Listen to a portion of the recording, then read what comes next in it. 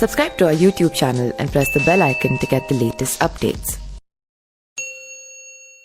त्रेता युग में जब लंकापति रावण तीनों लोकों पर अधिकार की चाह लिए तप कर रहा था, उसके तप से उत्पन्न तेज के कारण सारा संसार जलने लगा।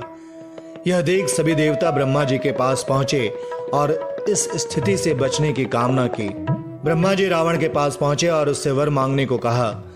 रावण ने कहा, मुझे अमर होने का वरदान दीजिए।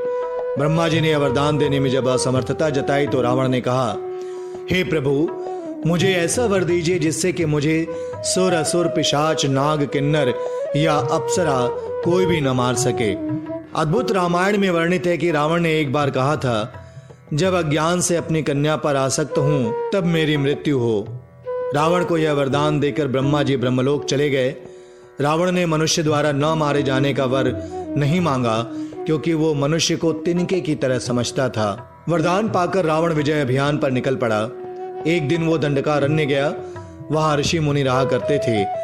रावण ने उन्हें मारना उचित नहीं समझा, इसलिए वो उनसे बोला, हे ऋषिगण, मैं आपको जीतने की ख्वाहिश रखता हूं। इसके बाद रावण के सैनिकों ने आश्रम से एक कमंडल को लिया और ऋषियों के शरीर से बाण चुभोकर रक्त निकाला और रक्त को उस कमंडल में रखकर रावण को सौंप दिया। दरअसल वो कमंडल गतसमद ऋषि का था, जो कि 100 पुत्रों के पिता थे। उन्हें एक पुत्री की लालसा थी, अतः उन्होंने माता लक्ष्मी से प्रार्थना की कि माता लक्ष्मी उनके घर पुत्री रूप में जन्म ले। गतसमद ऋषि ने पुत्री की प्राप्ति की आकांक्षा के साथ दूध को अभिमंत्रित कर कुश के अग्रभाग से कमंडल में रख दिया। यह वही कमंडल था जिसमें रावण ने उन ऋषियों का रक्त भर लिया था। उसने लंका पहुंचकर वो कमंडल अपनी पत्नी मंदोदरी को दिया और कहा कि इस कमंडल में विषैला रक्त भरा है, इसे संभाल कर रखना, इसे किसी को मत देना। रावण विश्व विजेता बन अहंकार में चूर हो गया था। उसने दानवों, यक्षों, गंधर्वों की कन्याओं का अपहरण कर मंदरांचल, हिमवान और मेरु वन में रहने लगा। मंदोदरी को यह सब ठीक नहीं लगा। उसने मर जाना ही ठीक समझा। अचानक मंदोदरी को रावण द्वारा दिए गए विषैले रक्त से भरे कमंडल की याद आई। उसने कमंडल का सारा रक्त पी लिया। कमंडल के रक्त को पीने के बाद मंदोदरी का गर्भ ठहर गया।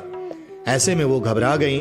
उसने सोचा, महल की अन्य स्त्रियां क्या कहेंगी, रावण भी यहाँ कई वर्षों से नहीं है। तब मंदोदरी तीर्थ यात्रा की बात कहकर विमान से कुरुक्षेत्र आई। उन्होंने उस गर्भस्थ शिशु को जन्म देकर एक संदूक में रखा और जमीन में दफना दिया।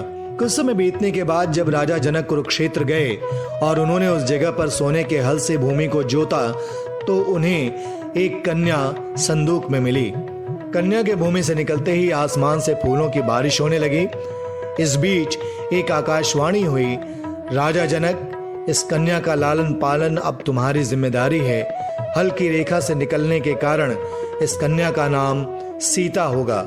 सूर्य के समान दीप्ति इस कन्या से तुम्हारे घर में बहुत बड़ा कार्य संपन्न होगा।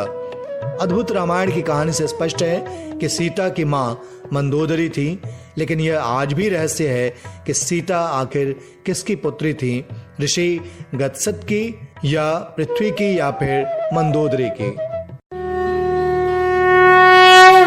Subscribe to our YouTube channel and press the bell icon to get the latest updates.